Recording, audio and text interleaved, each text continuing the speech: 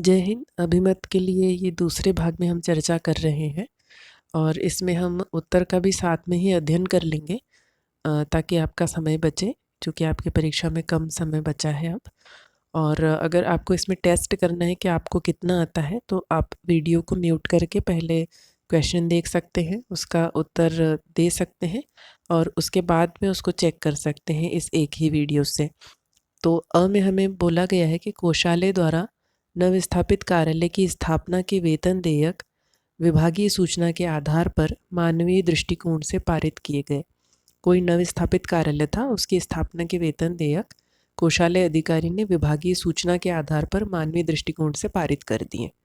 तो कोषालय अधिकारी के द्वारा कृत कार्रवाई मध्य प्रदेश कोषालय संहिता के नियम 12 उपनियम 6 का उल्लंघन है, जिसके अनुसार कोई भी नवस्थापित कार्यालय अगर प्रथम आहरण करता है तो उसके लिए आयुक्त कोष एवं लेखा से डीडीओ कोड जारी होना चाहिए। जब तक आयुक्त कोष एवं लेखा से डीडीओ कोड जारी नहीं किया जाएगा, तब तक कोषालय अधिकारी का इस प्रकार से आहरण की अनुमति देना इन नियमों का उल्लंघन है।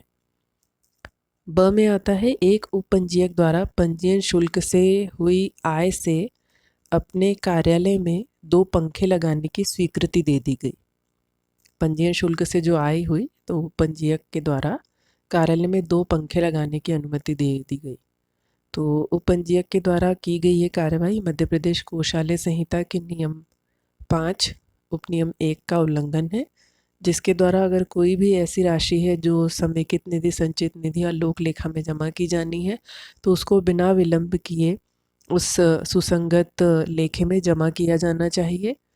विभाग में जो प्राप्ति हुई है, जो आय हुई है, उससे सीधा सीधा व्यय नहीं किया जा सकता है।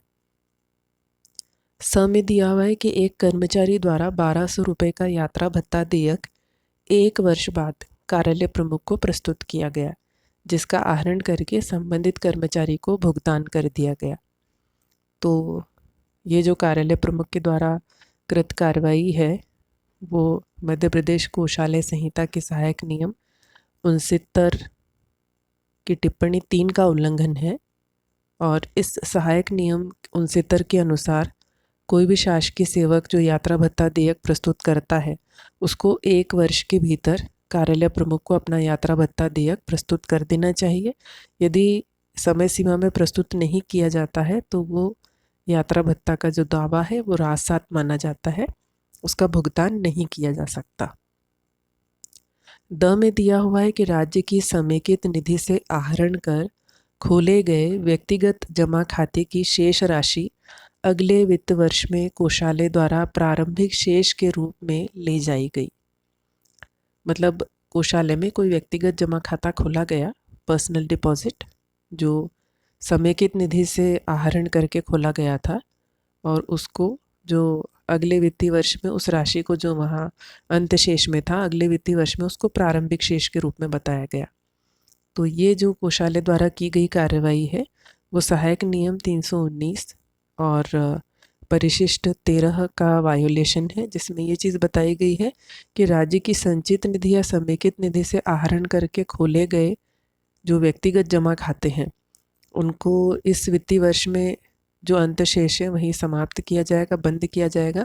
अगले वित्तीय वर्ष में उसको नहीं ले जाया जाता है और इस वर्ष में जो अंत शेष बचा हुआ है उसको क्लोज करके पुस्तक अंतरण के द्वारा जो इसमें अंत शेष की राशि है वो सुसंगत शीर्षों में जमा की जाती है।